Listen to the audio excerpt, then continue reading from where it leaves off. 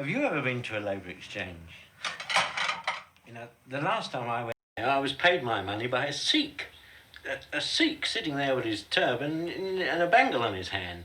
Now, I was 3 years with the Indian Army in India. I was 3 years in India in civilian life.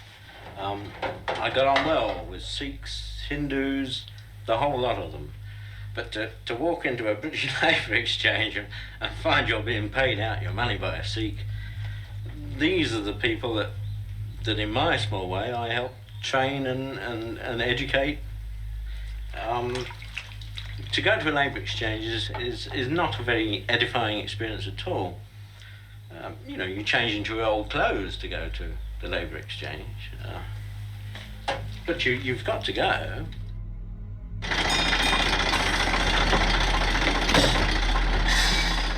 Edgar Mittelholzer had come to England in the 1950s from British Guiana, and he had become a best-selling novelist. What Mittelholzer wrote about was violence, the violence and the racism that had been at the heart of the European empires. Mittelholzer believed that it still haunted the minds of those who had ruled the empires. One of his most famous stories, My Bones and My Flute, is about a group of colonialists who travel up a river into the jungle in Guyana.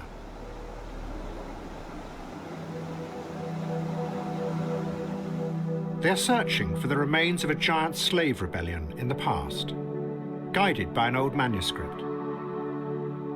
But anyone who reads the manuscript starts to hear the distant sound of a flute, and they change.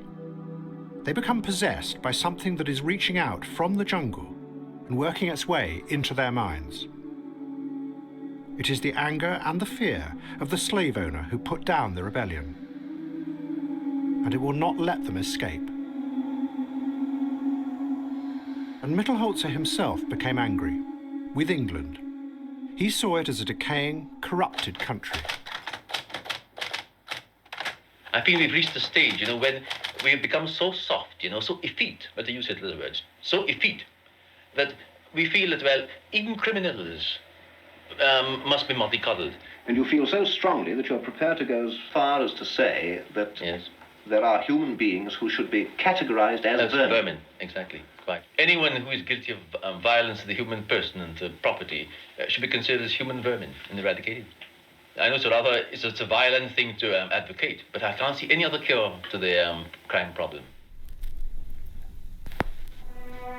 Every evening, he sat with his wife in his house in Surrey, listening to the music of Wagner. Until one night, Mittelholzer walked up the hill by his house, poured paraffin over himself, and set himself alight.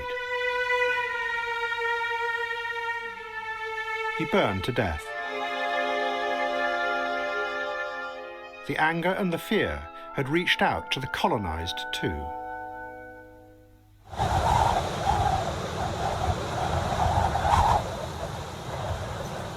In 1966, engineers monitoring Chinese television from a mountain in Hong Kong began to realize that something unusual was happening in Beijing. China was sealed off from the rest of the world, but what they saw were hundreds of thousands of people streaming in from other cities and the countryside. By August the 11th, 1.5 million people had assembled in Tiananmen Square.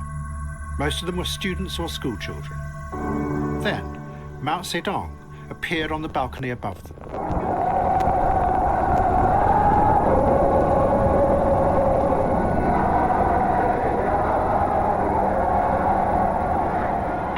Mao Zedong and his wife Jiang Qing had unleashed a new force in China. These were what Mao called the little devils of youth. He told them that they were going to save the revolution. Their job was to go and seek out the demons and the monsters who were corrupting the revolution. No one should be safe, he said. They should all be torn down and smashed to pulp. The new revolutionaries gave themselves a name, the Red Guards. Jiang Qing now had great power. She saw herself as equal to Mao. But she was convinced that the threat to the revolution also came from inside people's minds. She knew that even though China had gone through a revolution, little had changed inside the heads of millions of the people, including those in power. They still believed in a rigid hierarchy. She had been scorned as a woman by the other revolutionaries around Mao. They had done anything they could to stop her. Jiang Qing had rewritten old Chinese operas into epic melodramas about the need to challenge and destroy the old order. All the old figures of authority were banished. Instead, the ordinary people, including women, took center stage. They were performed to millions of young Red Guards, and in talks before the performances, Jiang Qing told the audience how what they were about to watch were heroes awakening and realizing that they could take control.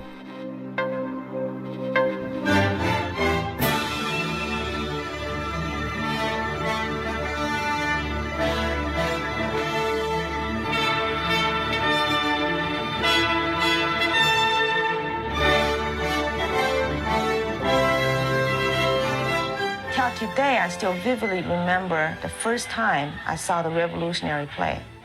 I was about 14, 13 years old. And there was a rush of emotion, of identity. I was so excited. Suddenly, I saw those plays after Jiang Qing's talk that night. And suddenly what she was saying made sense to me, that there was a fundamental difference between the revolutionary art and the traditional art. There was something in the play about the working class emotions and working class world outlook, and just the flamboyance of the working class figure on stage moved me. That is my society, that's my life. That's the people I see, that's the people I live with, and they're on stage. Mao and Jiang Qing suspended all schools and universities, which released 120 million students, who were then sent out to find and destroy the demons that were hiding among those in authority. Our teachers were often paraded through the streets, and we made them chant, "I'm a demon, I'm a devil. I deserve to die." That's the song, and they had to sing it. And they all sang. Whoever didn't got beaten up, some very badly. We used our belts to whip them. Some people used sticks. And the mother of this teacher was pushed over a bridge and fell to her death.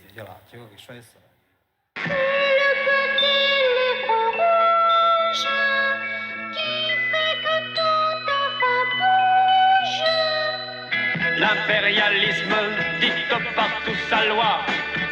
La révolution n'est pas un dîner. La bomba est un tigre en papier. Les masses sont les véritables héros. Les ricains tuent et moi je mets Mao Mao. Les bombes tonnent et moi je sonne Mao Mao. Horst Mahler had been born in what was now East Germany. His father had been a fervent Nazi and an anti-Semite. In 1945, his family fled across Germany from the approaching Red Army. Then his father committed suicide. Mahler grew up in West Berlin, and everything was buried. In 1964, Mahler joined a new group called the APO, the Extra Parliamentary Opposition. They knew that many of those in charge of the country had been senior members of the Nazi Party.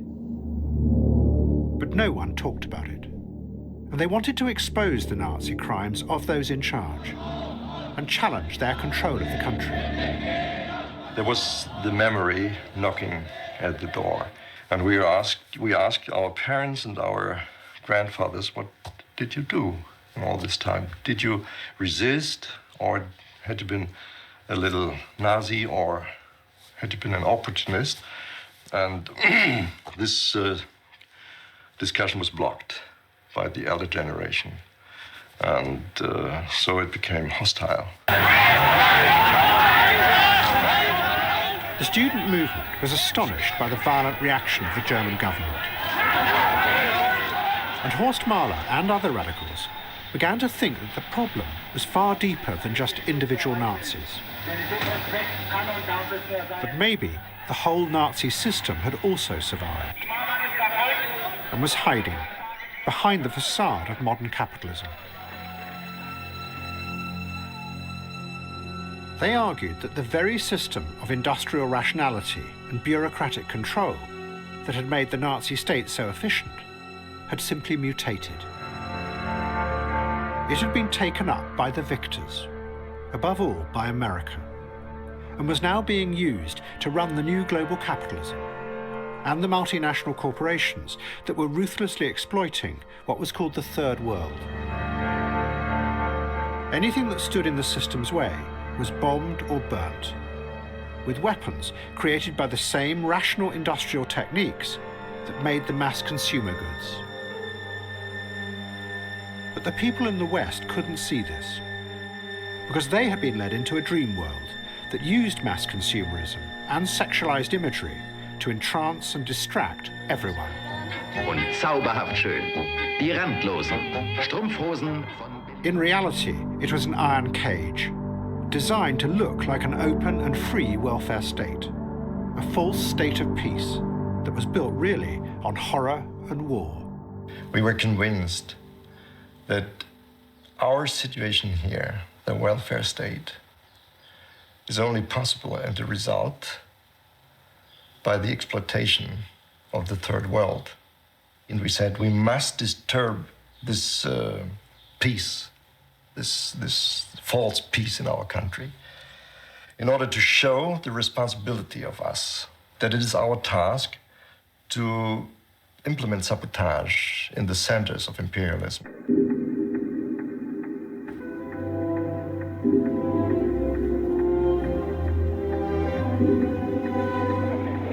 Black power. Let's react to your arrest, Mr. Brown. Of course, racist America has done it again, but that's not going to end the burning in Detroit, brother, because we built the country up and we'll burn it down, honkies and all. Mr. Brown, did you tell them to burn down that school?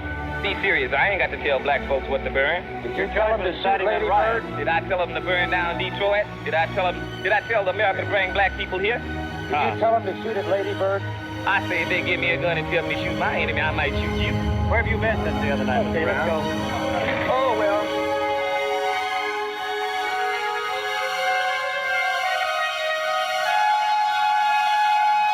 Non-violence is okay, but you get nowhere with non-violence. I like violence.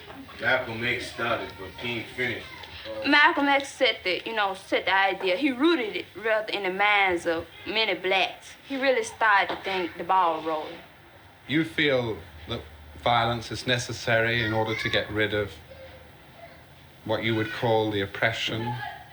It wouldn't get rid of it, but it will open, some of whitey's eyes to say, well, we're not joking, we really mean what we say. Do you find yourself really hating white people? Yes. Some people hold grudges, and I do. Look how they treat me. How many flows did my great-grandmother stroke, How many babies did she take care of that wasn't hers? Stuff like that. And I'm just one of those people that hold things. Alice Faye Williams had been born in North Carolina. She had run away from home when she was young because she was frightened of her violent father. And she came to New York when she was 15. She managed to get a place to study at the School of Performing Arts. Then one day, on 125th Street in Harlem, she listened to a speech by Bobby Seale, one of the leaders of the Black Panthers. The Black Panthers believed that the only way to stop racism in America was for black people to get power. Simply changing the law was not enough.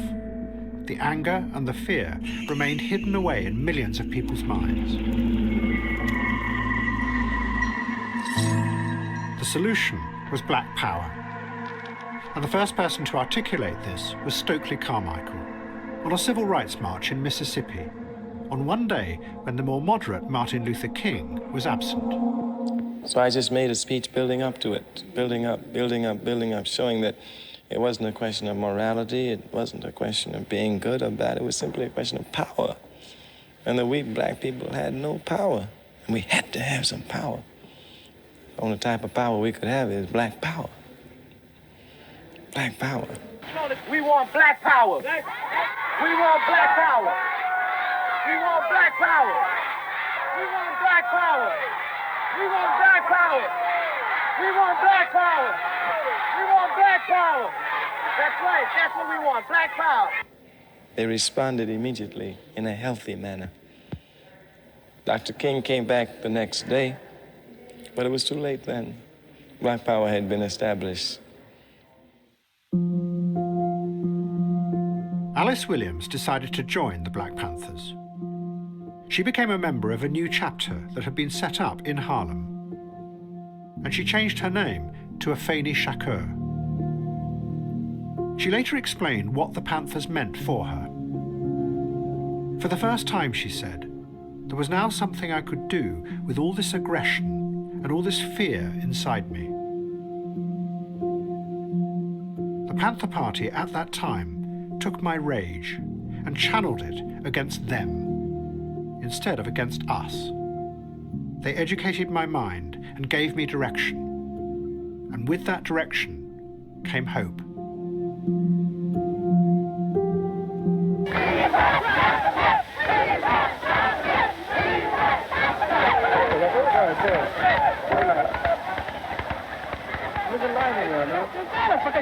I'm following you.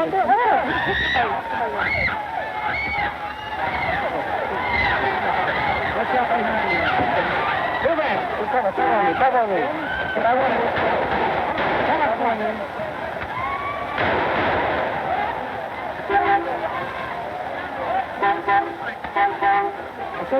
Oh, there were. I saw in the precinct a number of men and women being brought in. I had contact with some of the women when we were in the precinct, and they were also beaten. Some had black eyes, some had swollen lips, and so forth. And from what most of them said, they were just walking along the street, and most of them were pushed or hit with a club. And when they, protested the fact that they were being hit for nothing, then they were beaten and arrested. We teach children that the policeman is a friend. In Harlem, however, although I know that there are policemen who are friendly and kind and decent and fair, this type of policeman is a rare thing. Eh? The others go with me, mate. I do shows in aid of people like you.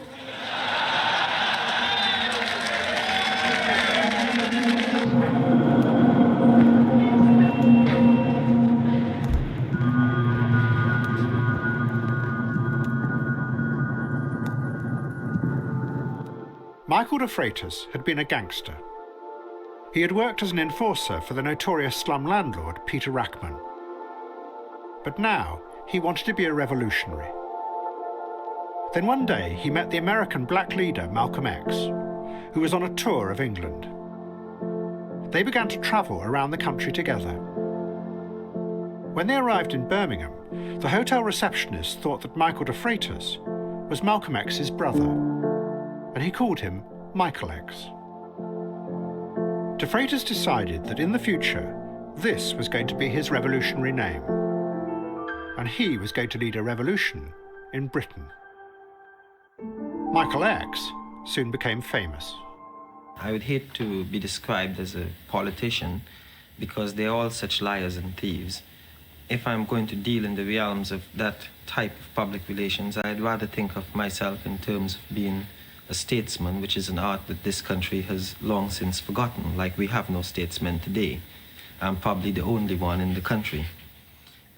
Unfortunately, we find that the people of pale pigmentation are people who are so barbaric, like, for instance, right now this country, which is run by those type of people, have got more weapons of destruction to destroy the entire world. And they're so savage, they're building even more. You see, the British are such a strange people. Many of Michael X's supporters were the young white radicals who had moved into Notting Hill, into the very houses that he and the gangster Peter Rackman had run 10 years before. Because Michael X was an outsider, the white radicals believed that he could see the system for what it really was. Like all revolutionaries before them, they had tried to appeal to the white working class and get them to rise up against the system. But no one seemed to be interested. And what we've been talking about here today is the problem of racialism and the problem of the attack by the government and by the employers on working people's conditions. The radicals decided that this was because the ordinary people had been brainwashed by the media and by consumerism, and turned into what their theory called one-dimensional creatures, which meant that they were the wrong kind of person to start a revolution with.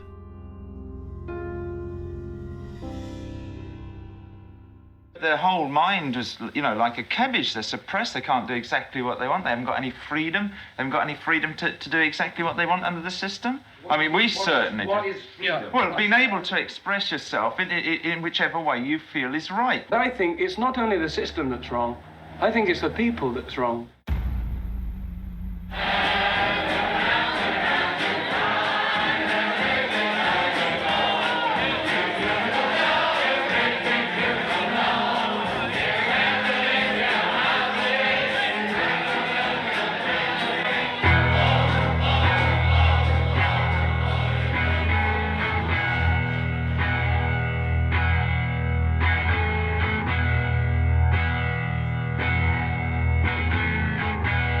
Be interested in working every night for me? Yes, perhaps every night, yes. Fine. Well, you know, if you do a spot, we'll get plans to play. Anything particularly you like to play? Evening time? Yeah, good old thing.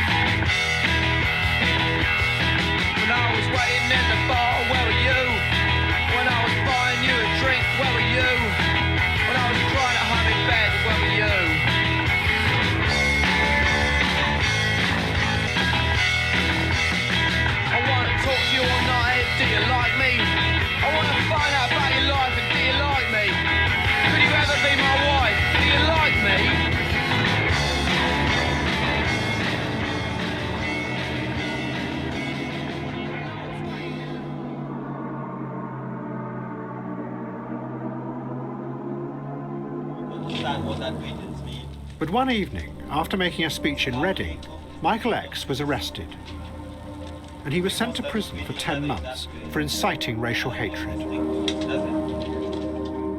The MP, Enoch Powell, had also made a speech at the same time, violently attacking immigrants. He wasn't charged, and he carried on being an MP, which Michael X said rather proved his point about the racism underlying the country.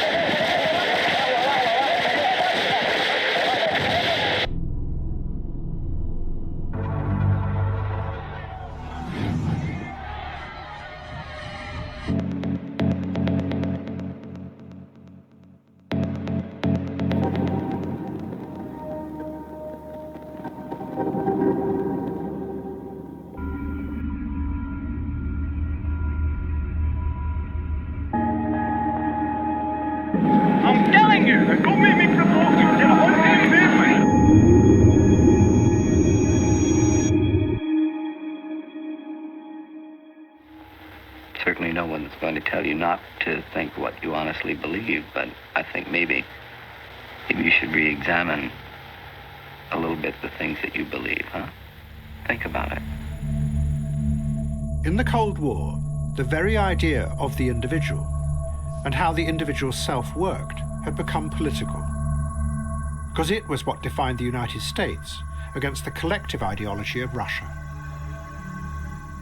I think maybe you should re-examine a little bit the things that you believe, huh? What concerned many psychologists, though, was that the Second World War had revealed how frightening and deceptive human beings could be. Particularly in Nazi Germany, where ordinary people who had apparently been good citizens had indulged in the most terrible horrors. And psychologists started to examine what really went on inside people's minds, trying to find ways of bypassing the conscious explanations that humans gave, because those explanations could be deceptive. They wanted to find a way of getting directly at what was going on inside the brain. One of the key figures was a psychologist called Dr. Eckhard Hess. He had begun his career recording and analysing animal behaviour on film.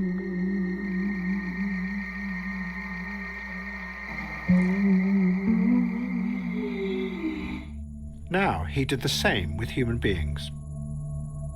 Dr. Hess had discovered that the pupils in the eyes of individuals reacted dramatically when they were shown different kinds of images. The changes had nothing to do with the changes in the light. They came from within the human being.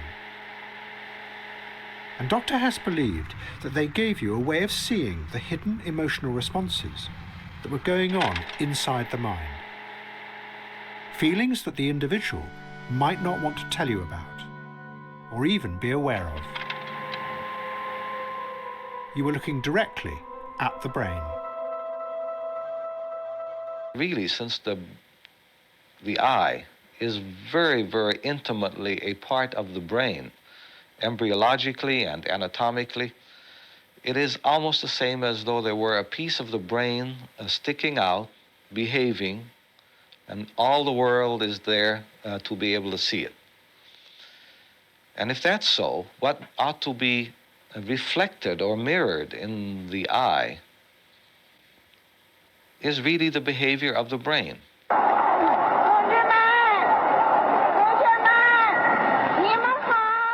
Jiang Qing was now the most powerful woman in the world. She was in charge of giant cohorts of Red Guards that she guided and told who to attack and destroy. High-up members of the Communist Party were seized and paraded in front of tens of thousands of screaming people and forced to confess to thought crimes against the revolution. If they didn't, they were beaten and killed. But in reality, Jiang Qing had lost control.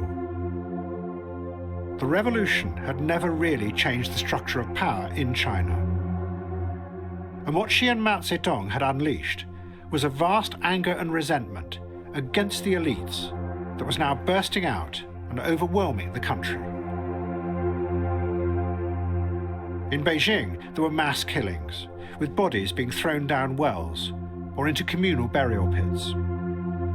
In Shanghai, hundreds of those targeted by the Red Guards committed suicide.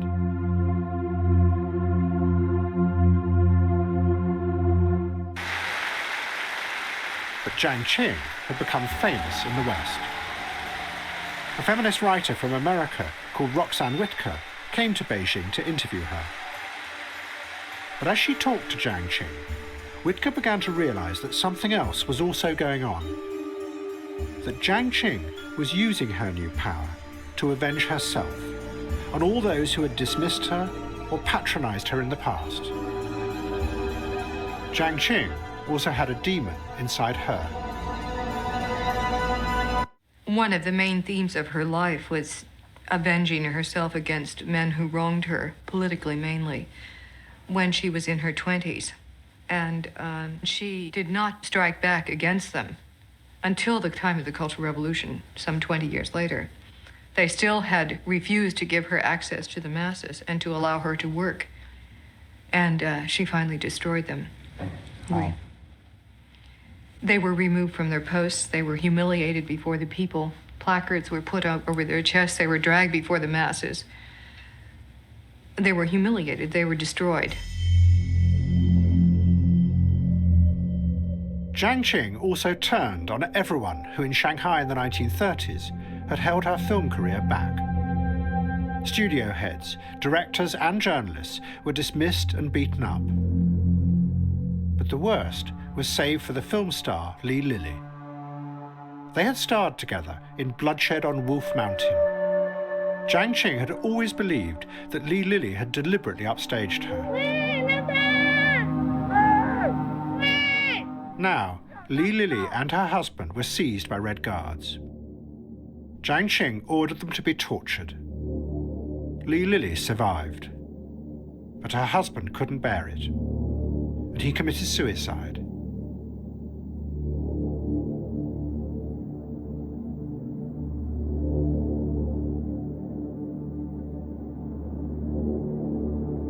We have warned every person in the world not to visit Palestine because Palestine is not a tourist attraction. It's a battlefield and it is our land. Anybody who gets killed or injured in Palestine would be carrying his own responsibility.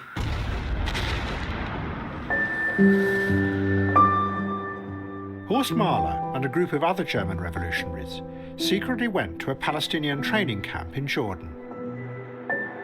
They had decided to train in urban guerrilla warfare. But things didn't go well from the very start. One of the leaders of the group, Andreas Baader, insisted on having mixed sleeping quarters. Then the female members of the group started to sunbathe on the roof. The commander of the camp told them to stop. Baader argued with him. The anti-imperialist struggle and sexual emancipation, he said, must go hand in hand. The commander refused. Baader put it more bluntly. Fucking and shooting, he said, are the same thing. Then Horst Mahler found that the Fedayeen fighters in the camp had brought in pictures of Hitler. They pointed at them and said, "Good man," because he had killed the Jews.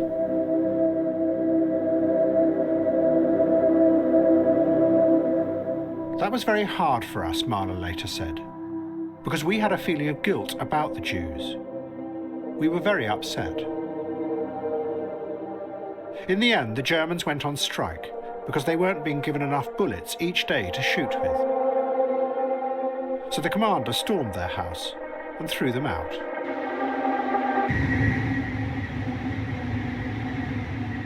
They came back to West Germany, helped by the East German Stasi, who saw it as a way of destabilizing the West. And the revolutionaries set out to use their training to force the West German state to reveal its true fascist face.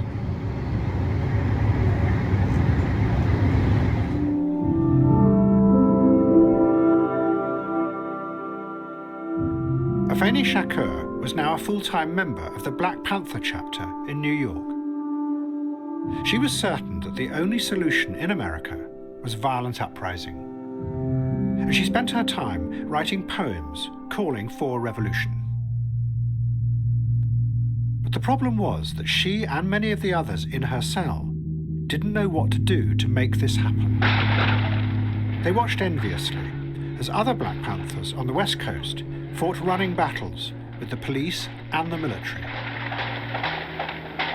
All we have to say is all power to the people, and you can jail a revolutionary, but you sure can't jail a revolution. Baby, you're gonna have some dealing to do, because niggas ain't gonna stop until they either get freedom or destroy everything that they run across. The question of who to attack in New York got more and more complicated. Some of the Panthers argued that they should target the ruthless landlords who made them live in rotting apartments, and the bankers who refused to lend blacks money, so they could never escape from the slums.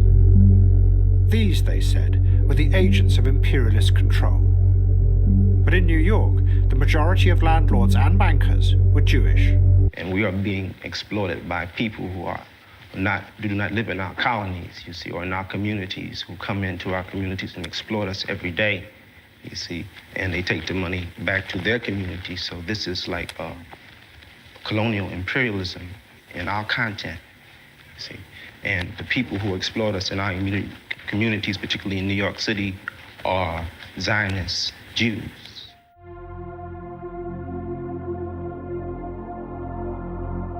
Afeni Shakur's group came up with a plan. They were going to plant bombs in big department stores like Macy's. And they would also bomb the Bronx Botanical Gardens and attack local police stations. But as they developed the plan, Afeni Shakur began to worry. She didn't want to kill civilians. And she felt they were being bullied into it by one of their group. He was one of the founder members of the cell, whose revolutionary name was Yedwa Sudan. And Afeni Shakur started to be suspicious. She wondered if he might really be an undercover policeman. Shakur told another member of the group about her suspicions, who then went and confronted Yedwa Sudan.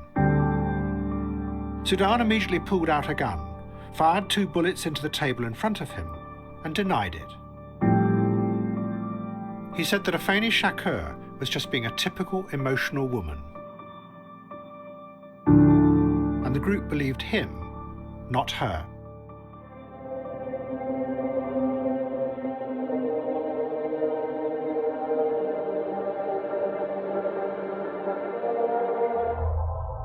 When Michael X came out of jail, he found that the world had completely changed, but not in the way he had hoped. The middle-class radicals, who only a year before had been his most fervent supporters, suddenly didn't want to know him anymore. In Notting Hill, no one talked of violent revolution or of bringing down the corrupt power structure. Instead, a new group had turned up. They looked like young radicals, but they had a rather different agenda. And there's no more war, 'cause there's no more world. Hundreds of student volunteers from all over the country had come to do a massive survey of everyone who lived in Notting Hill. It was the beginning of what was called community action. They were going to use the data to create neighbourhood centres, which they said would be a different way of empowering the local people. Parts of Notting Hill are closed off from the general mainstream of society, treated differently from society, sometimes treated as a social dustbin, sometimes treated as a ghetto. Hello. Lighting, you've got, is it We've got included? lighting, we pay for it ourselves. And you pay for it yourself? Yes, and the heating. Cleaning, oh, this doesn't really apply to you, this applies to other people. In other sorts of rented accommodation. We pay that ourselves. You do that yourself? Yes. Also, room service doesn't really apply either, I imagine. But soon, many of the local black residents who were involved with the project resigned, because power seemed to remain firmly with the white professionals. Can we go in an orderly fashion and no damage to the property at all, please? Well, what made me resign was because I don't think that enough local people were being involved. You see, and by local people, I mean West Indians. Students can't do much. They're relegated to a role of just getting information. Isn't that worthwhile? Well, I suppose it's worthwhile, but it depends on how the information will be used afterwards. The aim of Black Power had been that people would organise themselves so they could stand up against those who ruled them. Michael X realised that what was happening now in Notting Hill was the opposite. People were being treated as subjects to be counted and measured and managed. He became increasingly cynical about the Liberals' real intentions. These places always have fantastic basements. Oh, this is a tremendous place if you've got the money. You want to have a party or something. A few years ago, you were reported to have said that whites who claim to help you are out to kill you. Do you still believe that? Yes, I'm thinking when I said that, I was referring to people who are described as white liberals. They are some of the most vicious people I find in this country, for the simple reason anywhere, not just in this country, because they're the kind of people who come to black neighborhoods ostensibly to help black people.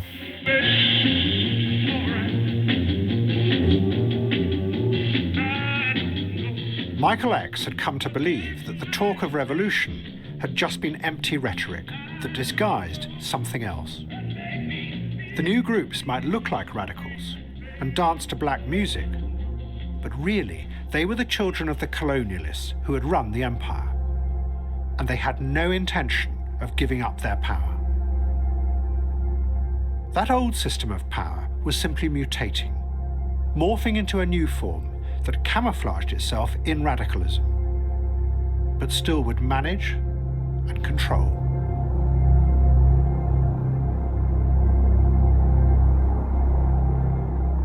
Michael X was an ambitious man who had badly wanted political power. I don't see anything to be terrified about powerful black people. I'm a pretty powerful black man. I'm the most powerful black man in Europe. But now he saw that he was never going to get it. So he decided that he too would revert to the old forms of power that he knew well: extortion and violence.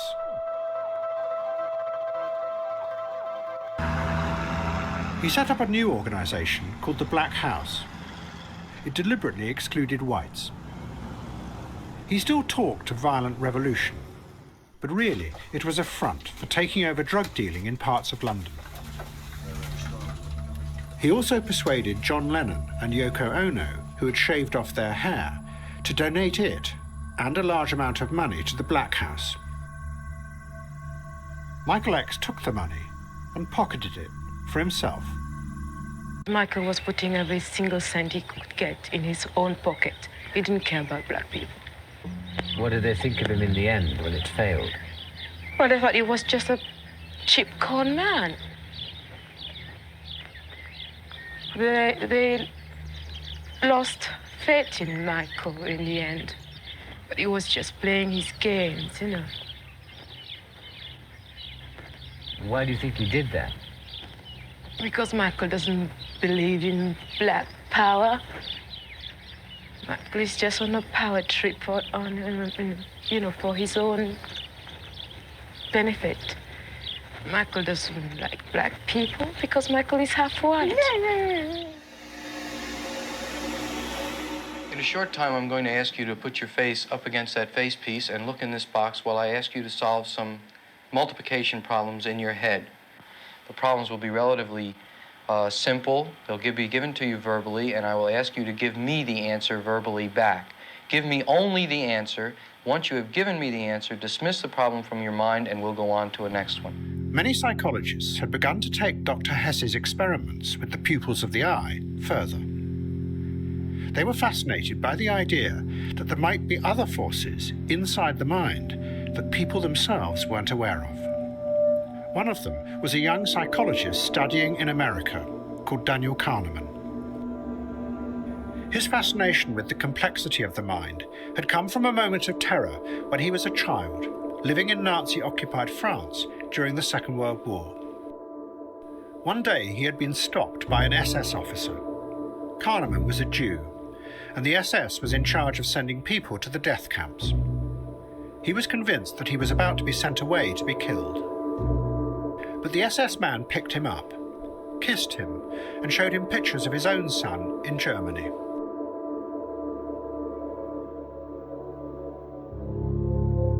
Kahneman decided that the human mind was very strange and full of contradictory impulses.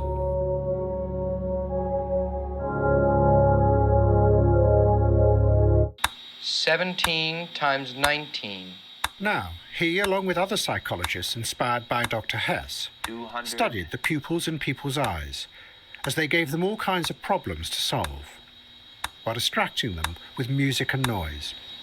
223. They were trying to probe further into the human brain to see how it responded to the world outside in ways that the individual wasn't aware of.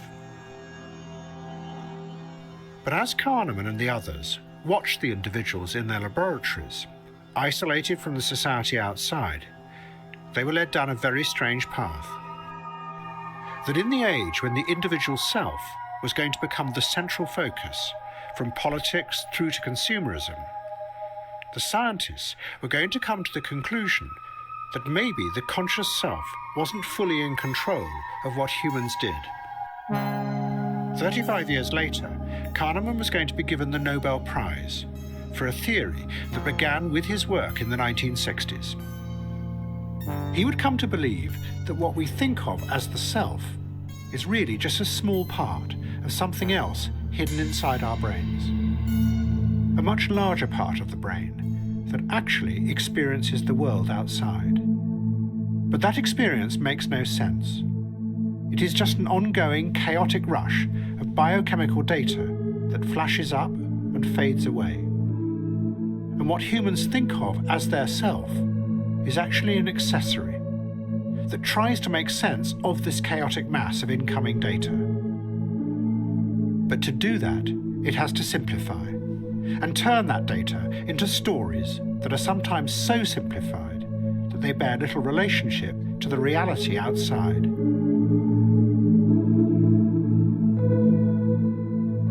It gives people the feeling that they are in control, but that is just a comforting illusion. Kahneman's theory was going to have a far-reaching influence beyond psychology, because the implication of what he was saying was that you could never change people's behavior by appealing to them rationally. And in a strange way, Kahneman was saying the same thing as the left-wing revolutionaries. Human beings did live in a simplified dream world, but what he was saying was that there was nothing you could do about that. And in an age of individualism, when you could no longer order people about, the only solution was to keep them in that dream world, and to make sure the dream world was safe and happy. The idea of appealing to them rationally and changing the world was pointless. 你面前的正是两条路。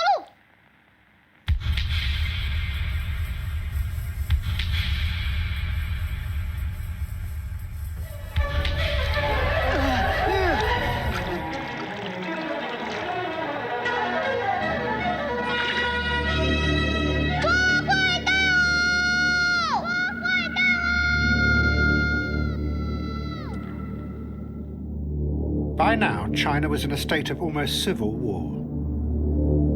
Different groups of armed Red Guards were fighting running battles with each other in all the major cities. But Jiang Qing still believed that real power was almost within her grasp.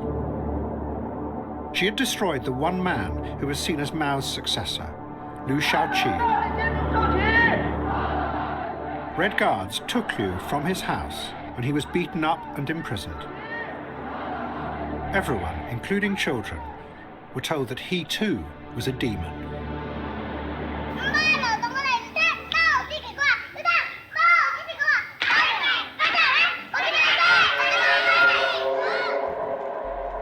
Then suddenly, Mao turned on Jiang Qing.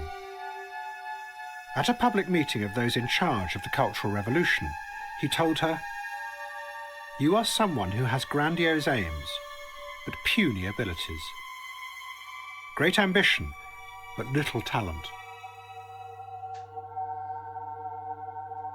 Jiang Qing realized that she was being dropped.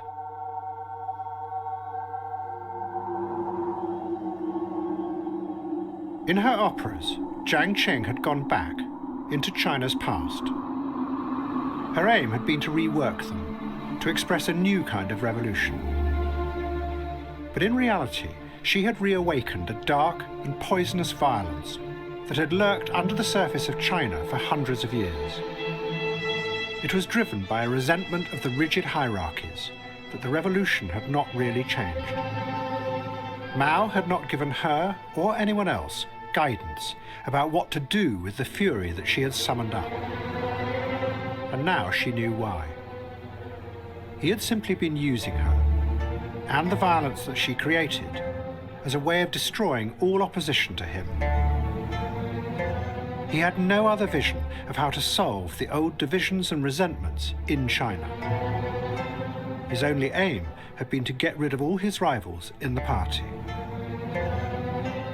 Jiang Qing had been betrayed yet again.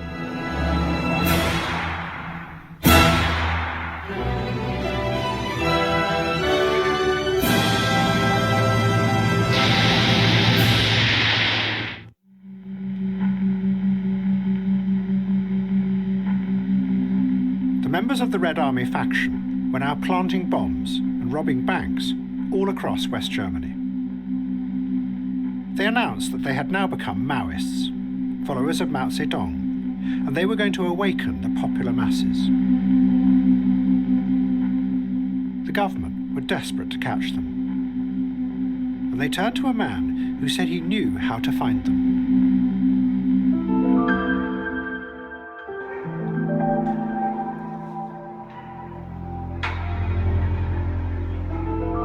He was called Horst Herold.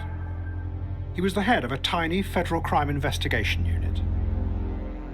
It had no real power because any national police system was prohibited by law to stop Nazism from ever re-emerging. But Herold insisted that the only way to catch the terrorists hidden in the cities was to reintroduce control from the center. His solution was to use a computer, because there was no law to stop that. Working day and night inside a protected complex, Herold created a giant computer network that monitored the movements of millions of people. He also fed into the computer vast amounts of data, not just about the terrorists themselves, but others, who, in his words, represented a danger. Individuals the data showed might become terrorists in the future. From all this, Herold created what he called logical sequences, patterns drawn from the data that predicted where the terrorists might be hiding in the cities. What he had invented was a new, rational bureaucracy, working from the center, in which information was controlled. It was the start of mass electronic surveillance, and it caught the terrorists. Überlegen Sie sich, was wollen Sie denn jetzt? Wie wollen Sie sich aus dieser Situation befreien? Es gibt keine Chance.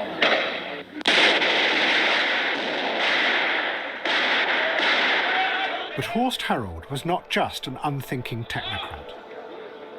By studying all the data, he believed, come to understand that the terrorists were just a tiny part of something much bigger that was happening all across the world. Something that those in power did not yet comprehend. And in 1973, he made an extraordinary speech that laid out the world that he saw coming. The violence and the horror that the terrorists created, he said, did not just happen because of something evil or sick inside their heads. It was a reaction to the new system of power that was rising up across the world. It was the system that the radicals had identified in the 1960s, the new global networks of multinational corporations and international finance that they believed were ruthlessly exploiting the world. If you want to get rid of the terrorism, Herold said, there are two alternatives. You either use political power to change and reform that global system, or you decide to systematically control the people and their anger and their discontent. But to do that, you would have to create surveillance networks like the one he had built, but on a global scale.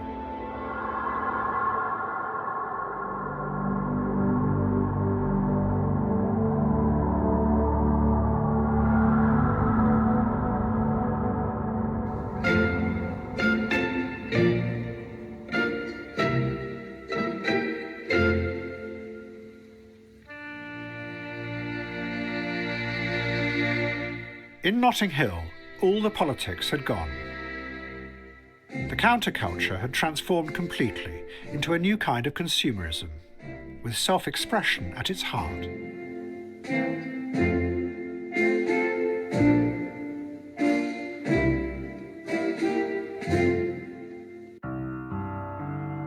Michael X left London in disgust, and he went back to Trinidad. He moved into a large house hidden away in the suburbs. He said that he was going to set up a new radical organisation called the University of the Alternative.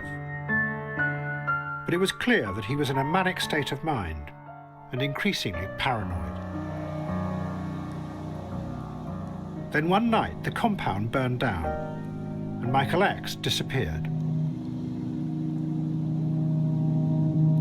The police found a hidden grave in the garden. In it was the body of one of Michael X's last disciples, Gail Benson, the daughter of a Conservative MP. She had discovered that Michael X's real plan was to grow marijuana and export it to the United States. So he had ordered a group of his men to kill her. He told one of them, Steve Yates, that she was an undercover agent from the CIA. She was seized from behind and stabbed several times across the body with a knife. She was struggling very violently, and Steve Yates, who wasn't even supposed to be part of this particular operation, became impatient. He grabbed a cutlass, which in these parts is a long knife used for cutting sugarcane, and plunged it straight into her neck. Well, that was the fatal blow. The men then piled stones on top of her and filled in the rest of the grave. Sometime later, Malik phoned the house to see what the situation was, and Steve Yates simply told him the tree is planted. Michael X fled to Guyana. He then headed south, away from the towns, down a small trail past mining camps. His aim was to get to the river and take a boat upriver into the jungle where he would be safe. It was the same jungle that Edgar Mittelholzer had described in his story about the ghosts from the colonial past.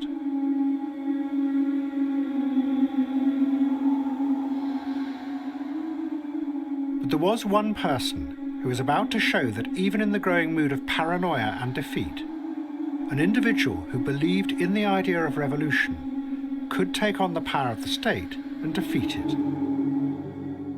One morning, armed police stormed into Afeni Shakur's apartment and arrested her. All the other members of her cell were also arrested. They were charged with what the government said was a giant plan to destroy those elements of society which the defendants call the power structure. It included attacking police stations and planning to bomb 5 large department stores and the Bronx Botanical Gardens. They became known as the Panther 21. Their trial was held in a state of paranoia about further attacks by the Panthers. But it also caused a sensation when it was revealed that 3 of the founding members of the group had been undercover police officers. What was stranger was that some of those officers seemed to have been unaware that there were other undercover agents in the cell. They were also the most active members of the group. We had to organise everything, one of the undercover agents explained at the trial, because everyone else in the group was off doing what they called their own shit.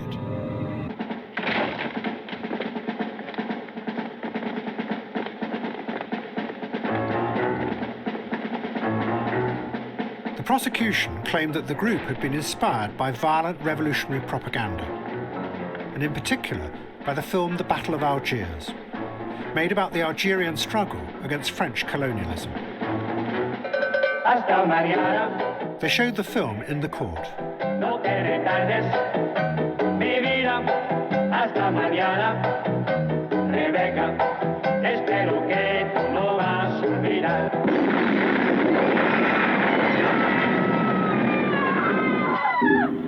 Unlike all the other Panthers, Afeni Shakur chose to defend herself. And at the end of the trial, she cross-examined the leading undercover agent. He was the man she had suspected from the start, Yedwa Sudan. His real name was Ralph White. A journalist who was in the courtroom wrote a book that described what happened. She started by getting White to admit that really most of the inspiration for the plots came from the undercover agents. Not only had they continually pushed for the violence and suggested the targets, but they had also arranged to buy the dynamite of yet another undercover agent. And they had also arranged for the cars to transport the dynamite. That really, the plot to attack America had been created and driven by the American authorities. But then Afeni Shakur went further. She talked to White in the courtroom, not as a police officer, but as a comrade that she had spent 18 months with, and asked him about the activism that they had done together in the community. He said that he thought what they had done was powerful, inspiring, and, he said, beautiful. She asked if he had misrepresented the Panthers to his police bosses. He said yes. She asked if he had betrayed the community. He said yes. When the jury was sent out, they talked for 40 minutes, came back and acquitted all the defendants. It was a powerful example of how an individual could challenge those in power and win.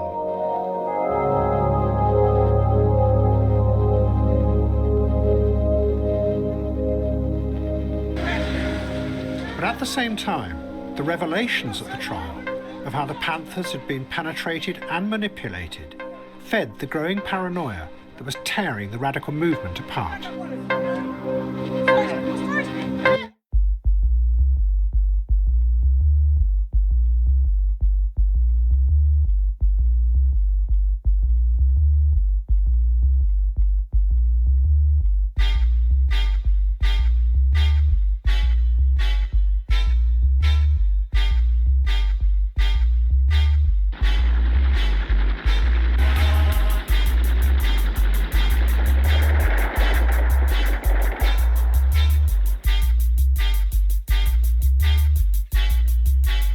They claim that I'm violent just cause I refuse to be silent. These hypocrites are having fits cause I'm not buying it, defying it. Envious because I will rebel against any oppressor, and this is known as self-defense. I show no mercy, they claim that I'm the lunatic. But when this shit gets thick, I'm the one you're gonna get. Don't look confused, the truth is so plain to see. Cause I'm the nigga that you sellouts are ashamed to be. In every Jeep and every car, brother, stop this. I'm never ignorant, getting goals accomplished. The underground railroad on an uprise. This time the troops getting told, heard enough lies. I told them fight back, attack on society. If this is violence, then violence what I gotta be. If you investigate, you'll find out where it's coming from. Look through our history, America's the violent one. All four, Jiang Qing, Afeni Shakur, Michael X and the German revolutionaries, had all set out to try and confront their societies and change the structure of power. But all of them, in different ways, had unleashed violence that was lurking underneath those societies. The roots of that violence lay back in the past, in anger and resentment against those in power who had made their different countries rich and powerful, but to do that had ruthlessly exploited others and had kept much of the spoils for themselves. The violence had burst out in different ways, across whole societies, among groups, and inside the revolutionaries' own heads. But all of them became overwhelmed by the paranoia and suspicion and the horror that resulted. And all of them had failed in their aims. Now, those in charge of the societies wanted to get rid of that violence, to wipe it and hide it away. And in Germany, the revolutionaries were going to help them do it. In 1976, two of the remaining German revolutionaries helped Palestinians hijack an Air France plane. They flew it to Entebbe in Uganda. What happened next shocked the world. The The terrorists took the hostages into the departure hall. And then they began to separate the Israeli passengers from the non-Israelis. The Israelis were the ones who would be executed if the plane was stormed. To the other radicals watching from inside prisons in Germany, who had dreamed of revolution, it seemed as if those dreams had now led them to behave exactly as the Nazis had done. Was it frightening when you realized that that was happening? Yeah, of course, awfully frightening. This has been one of the main points in the development, the awareness that we are from the same stuff as the fascists were. We understood something. We understood that fascism is a component in all of us. But we don't know to handle this contradiction. We don't have any means to live with this evil part in ourselves.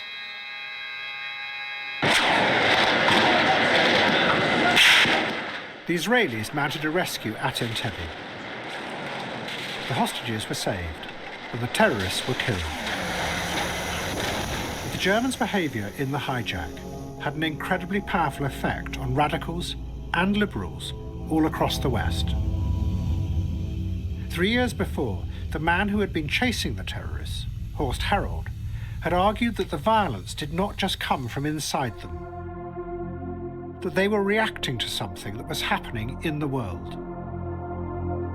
But now, the revolutionaries and many of their supporters began to argue that maybe the violence was not in the system. It was inside them.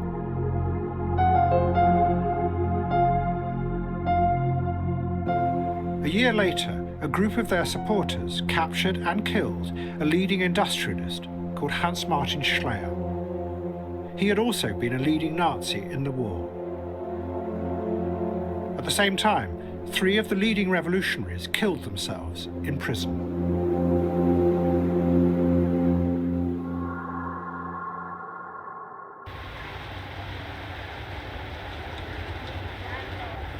In an extraordinary moment, on one day in October 1977, 2 funerals were held in the same city, Stuttgart. One was for the revolutionaries. Hundreds of their supporters flooded into the cemetery, watched by 1,000 armed police.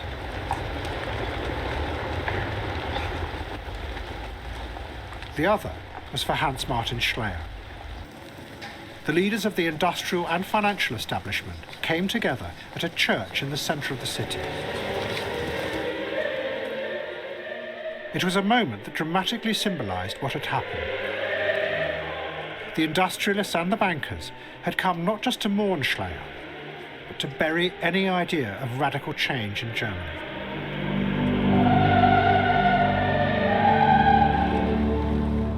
And for the radicals, it was the moment, after all the violence and all the failures, when pessimism finally took hold.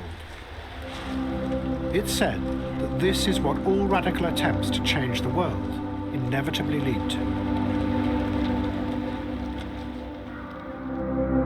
And in the growing age of the individual, it led to the conclusion that the fault is inside you, the individual, not in society. Those who had wanted to change the world now began to turn inwards.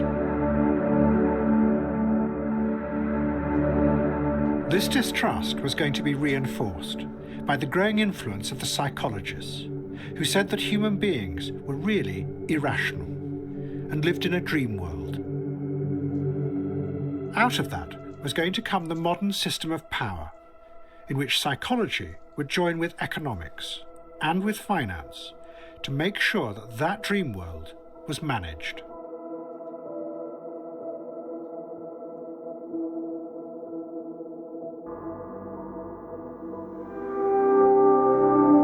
It would be a wonderful world to live in, but its weakness would be that at its root was a pessimism about human beings, and whether they should ever be allowed any control.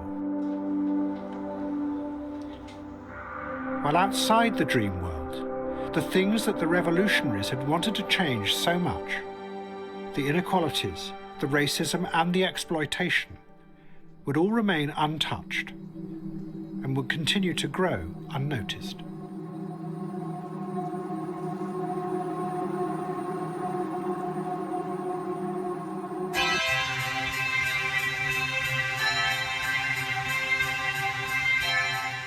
But some of the revolutionaries saw what was happening and adjusted.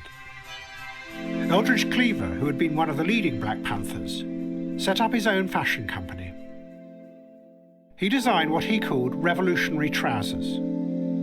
They had a flap at the front, which he said would liberate the penis. While his fellow revolutionary, Bobby Seale, became a celebrity chef.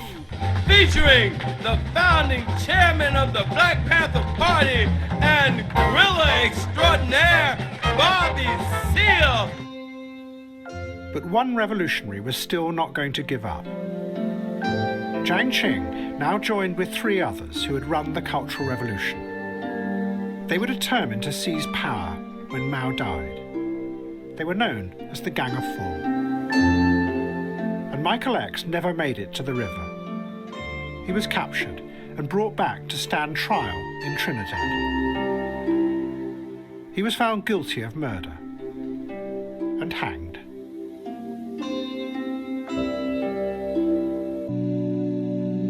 And in the future, the violence and the anger would be played out in the artificial world of culture.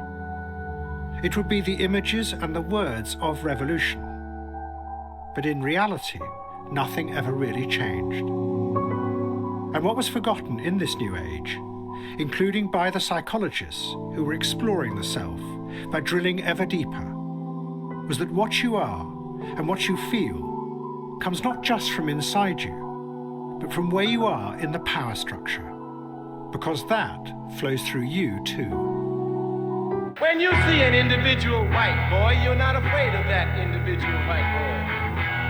What you are afraid of is the power that he represents, because behind him stands the local police force, the state militia, the army, the navy, the air force. When you see an African, there is no power behind him. There is no one speaking for his interests. There is no one to protect him. The guerrilla studies. The guerrilla studies. He doesn't rap, he studies and keeps his mouth shut. Study, children, study.